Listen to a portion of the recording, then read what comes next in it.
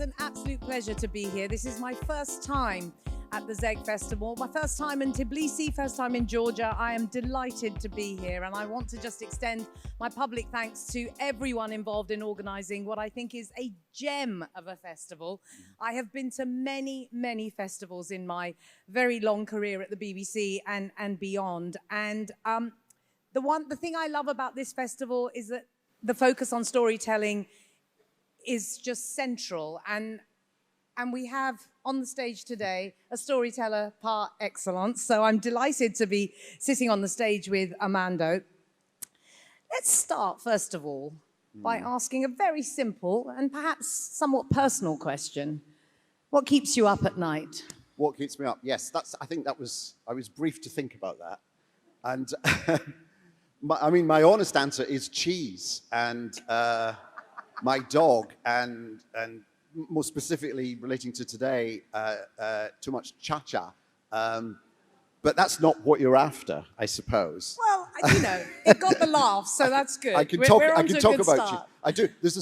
My wife tells this story about a senior clergyman in London. I think it was he was an Archbishop of London or York, a very senior clergyman. And coming up to Christmas, a newspaper rang out and said, what would you like for Christmas? And he said, no, but just some chocolate liqueurs would be lovely. And then the article was published, and it was all these novelists and campaigners saying, more care about the environment. I want world peace. And then this archbishop saying chocolate liqueurs. So, I'm going to go beyond the small answer. What keeps me up at night is, there's a number of things. We're going through an election in the UK at the moment, and what keeps me up at night is not this election, but the next one, in that there is a movement now under Nigel Farage, who got us Brexit, that is replacing the Conservatives and is a much more vocally right-wing organization. It's not really a party, it's a private company that he's the majority shareholder of. There is now a network in the UK called GB News, which any politician who doesn't want forensic analysis of what they say will go on that.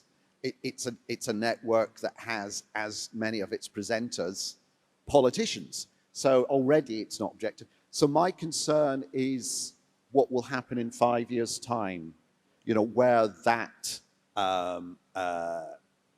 idea, and it is very populist, and there is a groundswell of dissatisfaction with the parties. You can see why these people appeal to the electorate. If you look at their policies and analyze them, they don't make sense, but it's not about that. It's about, a feeling, a general sense of, I've had it up to here with the others. Let's give them a go. What can go wrong? And that's how they capitalize. And once they get a way in, then all hell breaks loose. So that's, domestically, that's what keeps me up at night. I love that what keeps you up at night is actually Zeg. It's the day after tomorrow. Yes. Yeah. Let's talk a little bit about British politics, because you have made your reputation engaging with British politics in the thick of it. And clearly to no effect whatsoever. Well, I wonder about that, because there's a part of me that thinks that you are actually quite a deeply influential and prescient figure, because when the thick of it first came out, this idea of things that are being said that are not being said, they may not have been picked up, but they became completely solidified with the likes of Kellyanne Conway under Donald Trump's administration. Alternative facts. Alternative facts, yes. And I wonder about that, whether you think that there is some connection between broad-based culture, of which you are a big part in the political sphere, and the influence that might have on politics itself. Well, this division that there used to be between politics and entertainment has disappeared. And it's actually, everyone's gone a look round, because we've had, in the UK, we had Boris Johnson as Prime Minister, who was a kind of an entertainer, and he was a journalist, he was a columnist. And no disrespect to journalists, I'm sure there are many of you here, But columnists, and I've done it for a while as well, are paid to come up with opinions on a weekly basis. And we should also remind people that Johnson was a very bad journalist. He lied all the time in his columns. Yeah. He was also a very popular journalist, as in, newspapers were happy to pay him an enormous fee because he wrote these entertaining columns. And he became Prime Minister. Michael Gove, who ran the Brexit campaign, was the Times, a columnist on the Times. So you've got journalists, and Donald Trump is an entertainer. The appeal of Nigel Farage in the UK is his personality. He's sort of larger-than-life, colourful, says it like it is, unless you challenge him, and then he'll either just shout at you for being impertinent or threaten to sue you. They don't like being asked to explain themselves because it's about an image that they want to project rather than a program that they want to persuade you to buy into. The less said about the program, the better. And that's very appealing. Trump, was a salesman. He was a presenter. His whole life has been about upping things, saying he's more wealthy than he is, saying he's the best at this. That's just his shtick. So you've got sort of journalists and entertainers becoming politicians, and then you've got, and I mentioned this when I was speaking here last year, you've then got comedians thinking, what do we do? They've become journalists in that, the best analysis you can get now of American politics is Jon Stewart or John Oliver, Bill Maher. They have a whole team of researchers, and they wade through all the archives and the interviews, and they say, he said this, and then this happened, then he said this. So they present the facts in an entertaining way, but they present you with a narrative as a way of trying to make sense of what's going on. It's interesting to hear you talk about one of the things that concerns you is the day after, or the several years after this next British election, because your concerns in writing satire, particularly with The Thick of It and In the Loop, is very much focused on those who are around those in power. Yes. It's like what goes on behind the closed doors of institutions that you think from outside look like the people that work there must know what they're doing.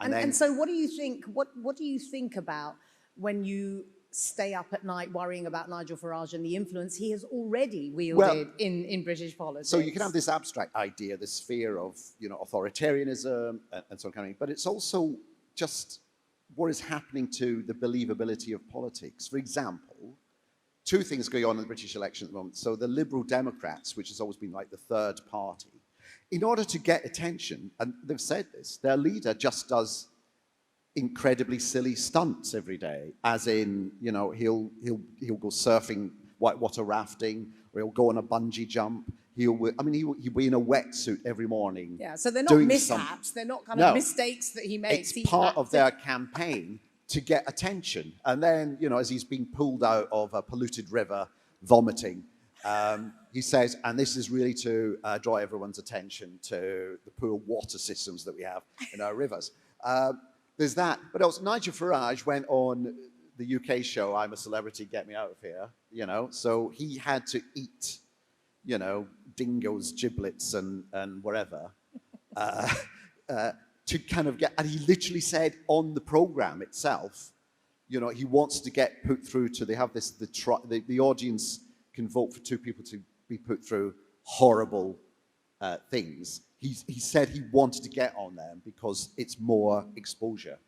And I'm worried about what that is saying about politics, and that the only way to get your message, maybe try it out. I know you've got an election in a couple of years' time.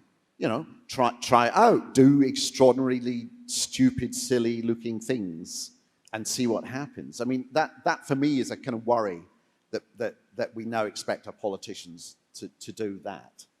And beyond the British stage, what keeps you up at night when it comes to the international stage? Again, a number of things. I mean, we can go into the dangers of a Trump second term, which will happen whether it does happen or not, in that even if he loses, he'll say he won, and half of America will say he won, and now some of the people involved in the final process of rubber stamping the results will say he's won. So he's won.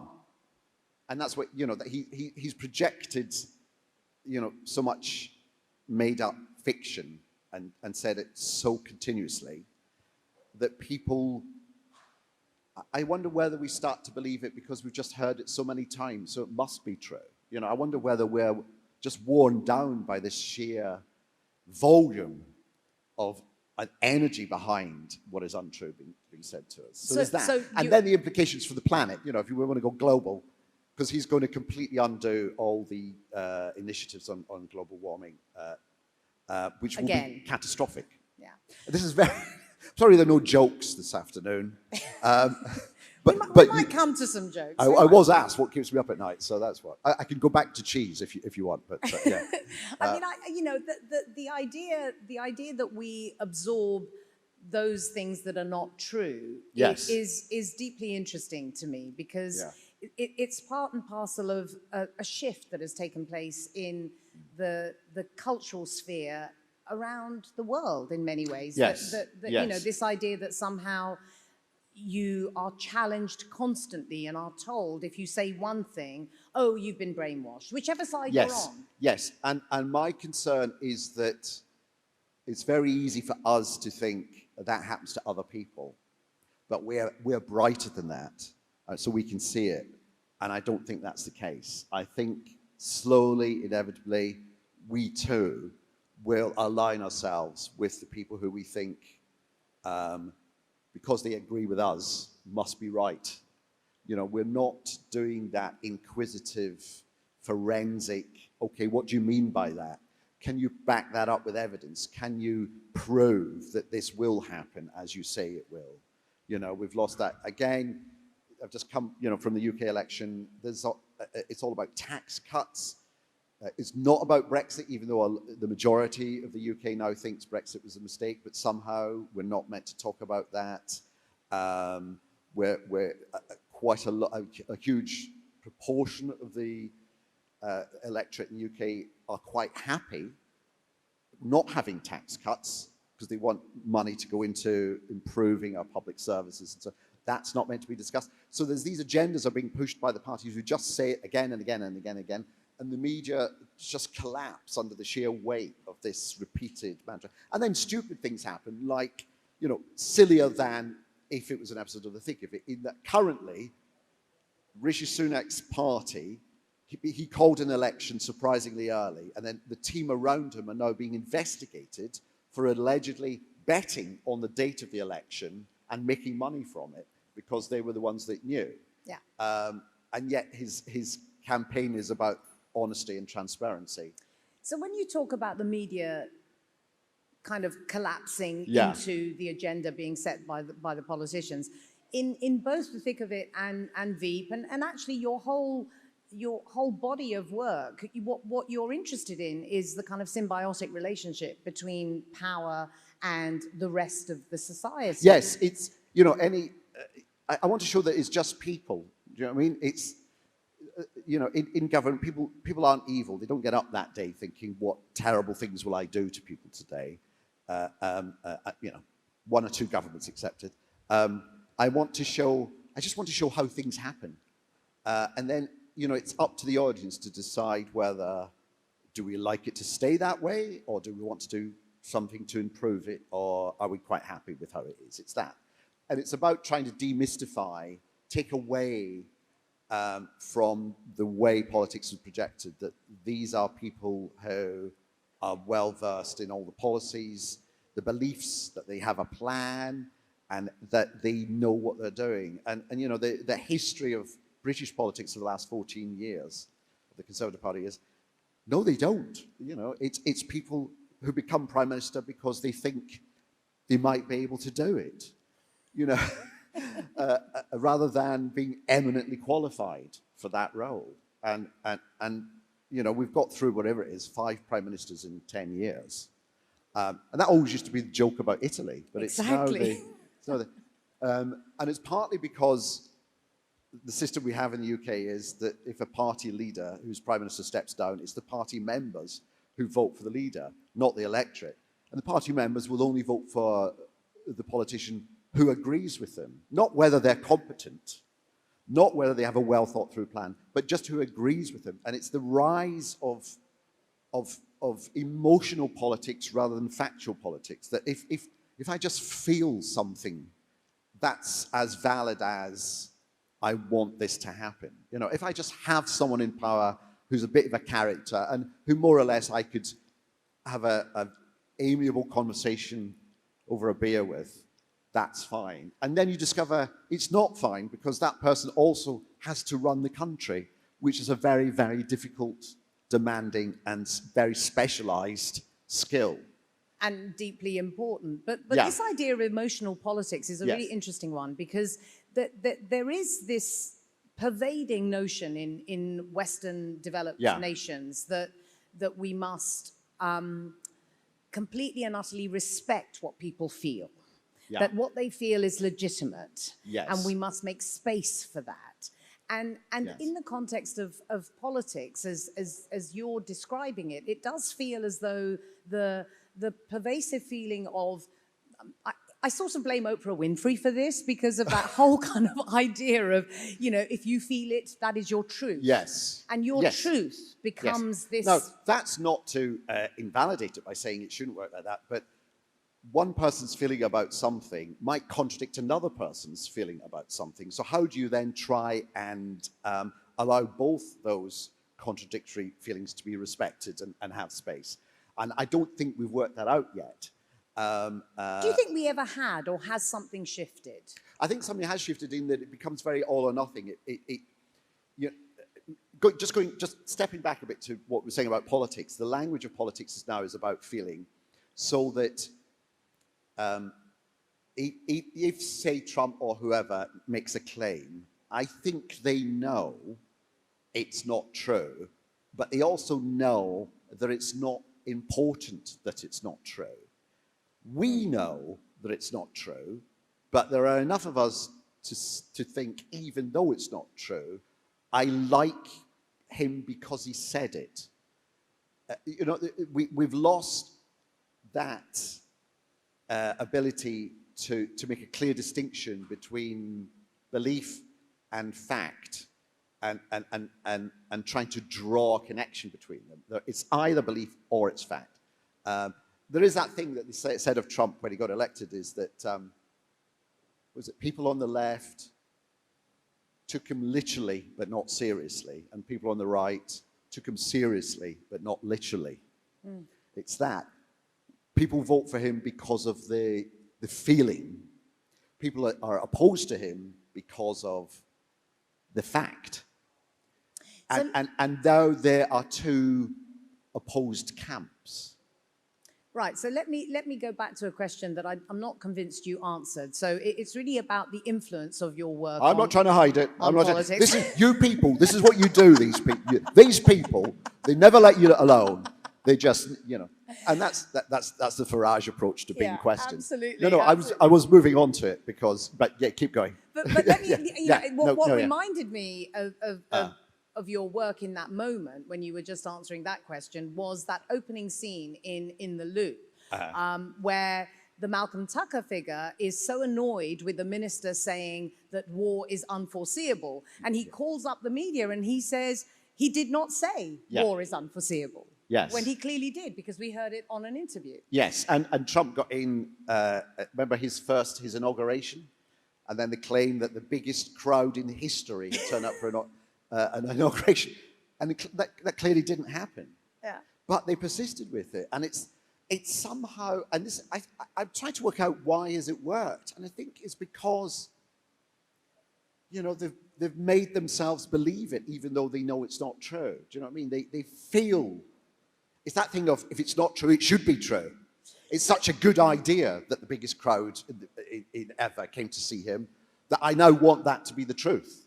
So in that context, who do you think has more work to do? Is it the media pushing back? Is it the opposition thinking about that narrative differently? Yes, and it is beginning to happen, I think. And the BBC now has a thing called fact check.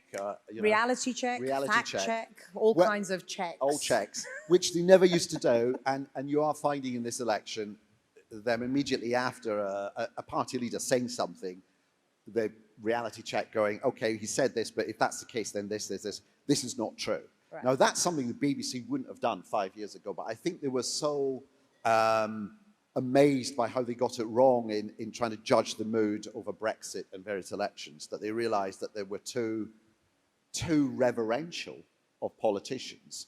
We still have in the BBC this tradition of interviewers being very challenging and giving the person a hard time. But it's not about the facts, it's about trying to trick them up and whatever. I think that's changed now. And I think it's changed because actually the public are now getting hungrier for information. They now want to know. So that's good. I think also, calling people out and shaming people if they say the wrong word, I think that's died down. I think what you were getting at earlier was my worry that in personal conversations, there are big topics like gender, like what's happening in Gaza, where a lot of people, unless you are highly involved in the issue, a lot of people are too scared to say anything in case they say the wrong thing by accident, or they use the wrong word, and they don't want to be called anti-Semitic, or they don't want to be called Islamophobic, so they don't know what to do, so they retreat. And I think that's terrifying, that hugely consequential and tragic incidents happening now are a lot of people feel they can't take part in the debate, because the debate about it has got slightly toxic in that it's no longer about what's happening over there. It's more about, what are you going to say about it? Do you what feel words like are you going to use? Do you feel that you've been silenced in some way, even just in private conversations with people, that you're nervous of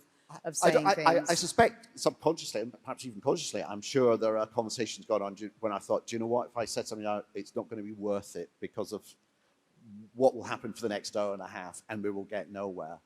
It's going back to what I was saying at the start, I think we have to ask ourselves whether we have fallen into the trap. So to get out of it, we have to start telling ourselves, asking ourselves, okay, what do you really think? And therefore, what is stopping you from saying this as opposed to that? Is part of it to do with our inability to listen with attention in the way that perhaps we did a little bit more before, or even just respectfully listen? Yes, and also the fact that it's really complicated. And the one thing that all of this has given us is that we now know so much about what's going on everywhere. And therefore, trying to navigate it is becoming much more difficult, in that it's almost like too much information. It's weird, this climate we're in, where there's never been more stuff broadcast, never been more photographs shown, never been, has actually produced the most disinformation there's ever been. And it's about trying to navigate that. I now cannot tell, and I'm sure I've fallen for things that were fake. I used to think I could, but now everything looks authoritative, because it's so easy to make things look authoritative that you just can't tell anymore. And that's good. I think what we've lost is not just the ability to be happy to engage with someone who has a different opinion and to argue with someone, but I think maybe the media has forgotten to explain. The whole question of democracy now, I think we just thought that democracy was so wonderful that would just last forever and we didn't need to keep refreshing it and so on. Well, no, it doesn't work like that. People can get elected and then change the rules, and before you know it, the things you took for granted as freedoms are gone. And part of that issue is to do with the fact that we haven't, as broadcasters and journalists, we haven't explained how democracy works. We don't really, in the UK, explain how our parliamentary system works, why we have parties, what the parties believe in. We really don't. We don't go into schools telling them how we have this unwritten constitution, which is a real problem, because it means there's nothing to teach. It's all to do with traditions, and you'll work it out as you go along. Yeah. One of the things we discovered about the whole Johnson era in the UK, when he had the parties during COVID and he was telling us all to lock down, is that the British system of government relies on what everyone called the decent chap theory of politics, which is, as long as you have someone decent in charge, they'll obey all not the rules, but just the traditions. Like, we don't do that here. But if you don't have someone who's decent, they'll say, oh, there aren't rules. Okay, I'll change it. And that's why I don't make the thick of it anymore, because every episode of About the Thick of It or Veep is about they're worried they might have done something wrong, and they're worried that it might get known about. So what are they going to do to make sure it doesn't get known about? But now, if a politician does something wrong, who cares? That's seen as colourful now. There are no rules. Yeah. And not necessarily any punitive implications. No, if anything, well, put Donald Trump on trial, up go his ratings. Yeah. So it's a whole other backward system of logic now. And so in that context, is satire more difficult to write? I don't think so. I mean, the stuff I see on social media is very funny. I think it's just much more instant, much more reactive, much more potent in taking something that maybe has just happened and then pointing out the absurdity. Those other satirist comedians that I mentioned, John Oliver, Jon Stewart, and so on, what they do is actually spend more time. They want to stand back and look at the bigger picture. Maybe on social media, that's not what you get. You get the immediate picture and reactions to the immediate picture, but what you don't get is the bigger picture. And I've noticed the growth of media and journalist organizations that are now more about looking at the bigger picture, but they need funding and they need resources and are hard to finance themselves. But that's at least an encouraging trend, that there are now more and more people in the media and in journalism thinking, do you know what? I don't want to be writing stories about what happened an hour ago. I want to write a story about what's happened over the last 3 years. Just in picking up from writing about what's happening in the world, I mean, you do new things all the time. It's almost as though you don't really want to look back ever, except in terms of, recasting David Copperfield, for instance, or re-looking at Dr. Strangelove for the stage, which is coming up for you. What is it about doing that feels different from writing an original work? Oh, so translating, adapting something. And I always thought I wouldn't be doing that. I always thought I generated my, but the first one I did was The Death of Stalin, which existed not just, obviously, because a lot of it actually happened, but it was a French graphic novel. And I had been thinking at the time about doing something about a fictional present-day dictator in the UK or America or whatever. So this was before Trump. Being mindful of the rise of Putin, Erdogan, Orban, and Modi. Now everywhere. The list is long. South America, Central America, India. Everywhere now. And then I got sent this. It was in French, and the producer said, "Look, we've got the rights to make a film of this. We'd like you to direct it." I read it and I thought, well, this is the story. I mean, this is the story, and it started. If you don't know the film, but it opens with a concert. Mozart piano concerto being played. Stalin's listening on the radio. He asks for a recording to be sent over. They realize they haven't recorded it. They have to lock the doors and insist that everyone sits down and listens to it again while she plays it again. Maria Yudina hated Stalin. She said no. The conductor faints, and this is all true, so they had to scurry around Moscow trying to find another conductor to come in, and they get one who's in his dressing gown and he conducts it. It's a true story. And all this absurdity for me, and when I made the film, people who grew up under Stalin, so when they saw it, said, it's true. It's funny because it's true, and it's true because it's funny. And we tried to put as much authentic detail in as possible. We found more stories of things that happened, we just put them in the film. Because that felt to me the way to tackle it. You'd home in on the truth. And then, of course, it was banned in Russia, and it was a very Soviet thing. They issued a letter written by 100 cultural figures saying, this film is of no artistic merit whatsoever.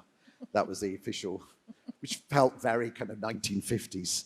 But obviously became the most illegally downloaded film in Russia, because Russians are very good at hacking into behind paywalls on other people's websites. The one thing you mustn't encourage Russia as a nation to do is to try and get behind paywalls and so.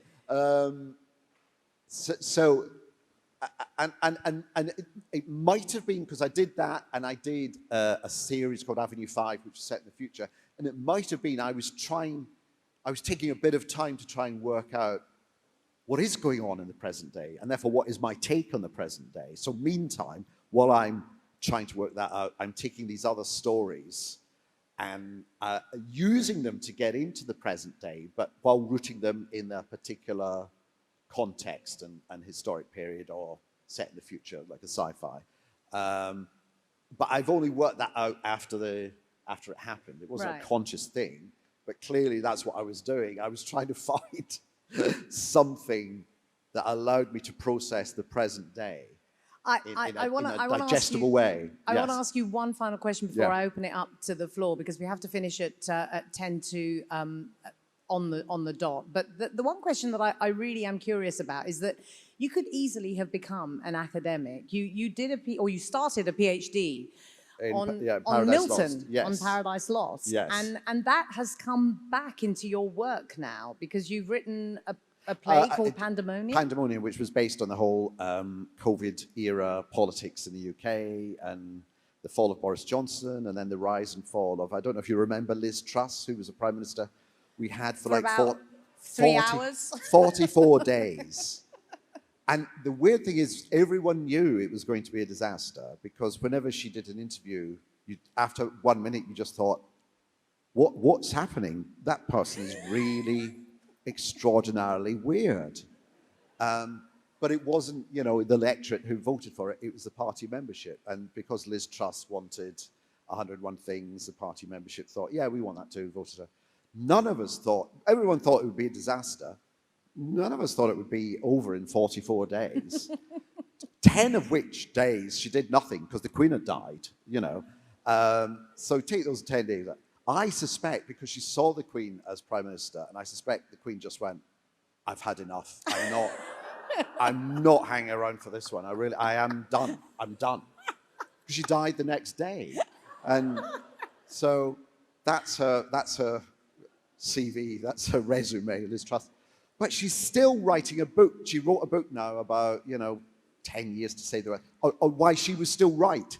And believe it or not, she's still popular in the Conservative Party. And she's started this movement. And beyond. Beyond. Steve Bannon hosted her in the US. Yes. And she started this movement called popular conservatism, which, if you look at the opinion polls in Britain now, is an absurdity, because they've never been more unpopular. But it's this, if I just keep saying the thing I want to believe, enough people will join me, and then we'll have a movement. And then once we have a movement, we can have an organization, we can have and somehow that will, it's like when you hear of someone calling themselves an entrepreneur, and you're meant to be really impressed by that. But all that means is they've come up with a company name, they've asked their parents for some funding, and they've made something or sold something to a friend who's then written a review on the website saying how great it is. That's it.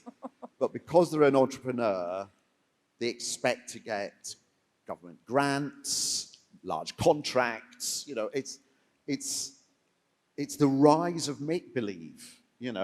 It's risen up and stepped out of our televisions, our cinema screens, and out of our radio, and it's now parading around us, trying to pretend it's alive. I've noticed that you dodged the Milton and Paradise Lost question, but I'm going to ask you one more before I open. No, we can't talk about it. What do you want me to say? Well, what no, have I dodged? I want you to say. I just think it would be... In your wildest dreams, what would have been a better answer? I think probably asking you to quote the first line. Well, okay. I was thinking about that. Okay. If you get the reference, if you don't, I apologize. But yeah, no, so I stopped studying Paradise Lost when I realized that the opening line of Paradise Lost, of man's first disobedience and the fruit of that forbidden tree, has the same rhythm scheme to the theme tune to the Flintstones. Because it goes, of man's first disobedience and the fruit of that forbidden tree. And that's the point where I thought I should go into comedy and not academia. But as a result of my comedy, I then did a documentary for the BBC about Paradise Lost, and I got a little card from my supervisor saying, consider the thesis complete. Oh, that's fantastic. Anyway, but there's shows you what shoddy standards there are in academia. Ouch.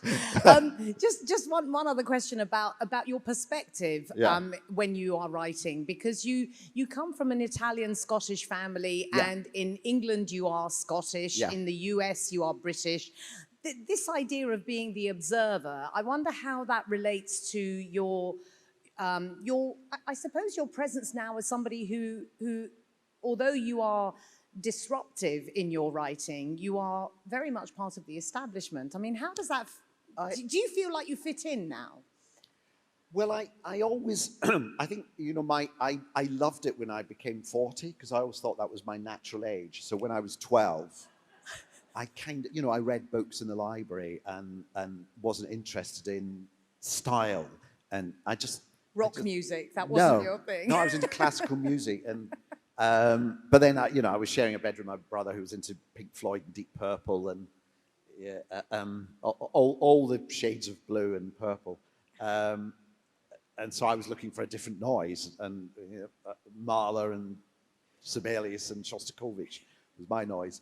And I've always been conscious of that half in, half out thing. That, you know, being Scottish but also being Italian, and then, you know, if I go to a Scottish event like a kind of ceilidh, I feel this is a bit odd.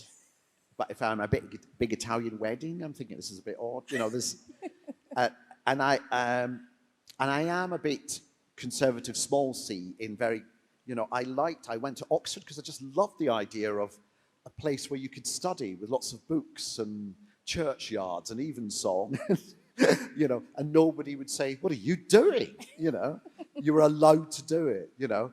And you know, I grew up listening to radio comedy, so working for the BBC felt like I was happy doing it. So I've always felt that actually looking outwardly like you are part of the establishment then allows you to do things that otherwise, you know, if you looked like you were trouble, they wouldn't let you do. And so I was allowed to run around the BBC making my own things and stealing stuff from other, you know, and editing stuff and, you know, borrowing, you know, it just, you know, I was just allowed in the building to run around because nobody knew what I was up to. And well, thank God for the BBC for letting you do that. So That's I kind of like the idea of half being kind of conventional, but at any moment I wouldn't punch you, but you know, I think the favorite thing I've ever done was run past O.J. Simpson and shout, "We love you, O.J." and got him to sign a piece of paper that opened up in front of the camera and said, "I did it." Signed O.J. Simpson. I kind of feel that's the, you know, so you have to go through the performance of being in love with O.J. Simpson to get his attention. Right, right. And then not be too afraid to follow the move with getting to sign a piece of paper that you hope he doesn't look at. Yeah. Wonderful. Okay, we've got 10 minutes for questions. A hand's gone up there and one here. Can we get a microphone to them? We have one here. Shall we throw the microphone over? Yeah.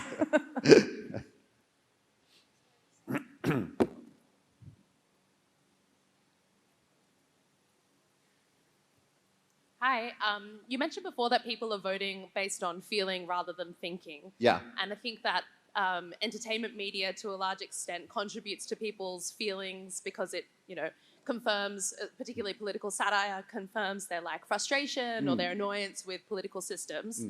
What then responsibility do you think producers and writers of political satire have to kind of restore people's faith in like democracy and leaders then, since a lot of this sense of feeling comes from their media?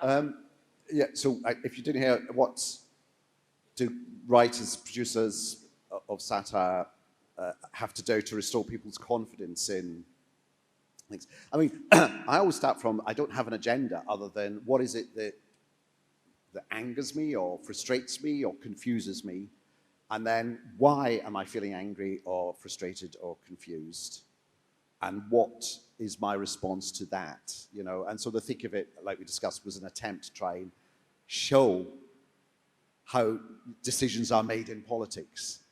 You know, the unfortunate answer being very, very hurriedly, and mostly people making it up as they go along because they're not quite sure and they don't have time. You know, but as soon as you start saying to any writer, you have a responsibility too, I think there's a danger that you're then boxing them in. You're telling them that there's something outside of what they're doing.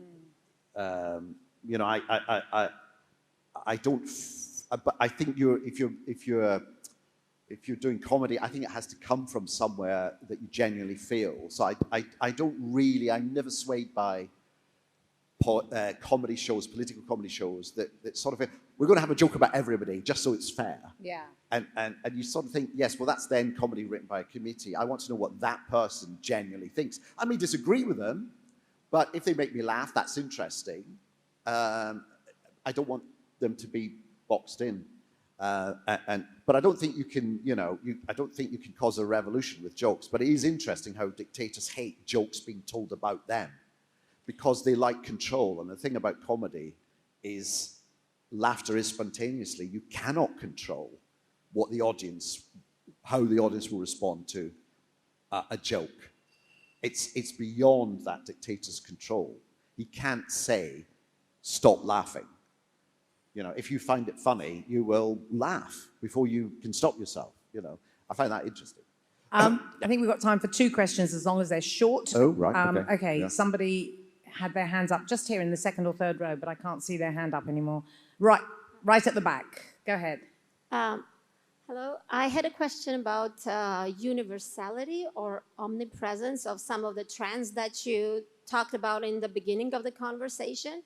You talk about how Nigel Farage argues with journalists, and then I'm reminded of Georgian politicians who outright scold journalists at times, or you talked about how they lie, how Trump brags about record crowds, and then in Georgia we had this around 100,000 people protesting, and then the government representative says that there were 9,000 people present at this protest. So what is it that makes them behave so similarly around the world? Is it all social media, or do they have like a one playbook that everybody studies, or is it global warming or something else? I don't know.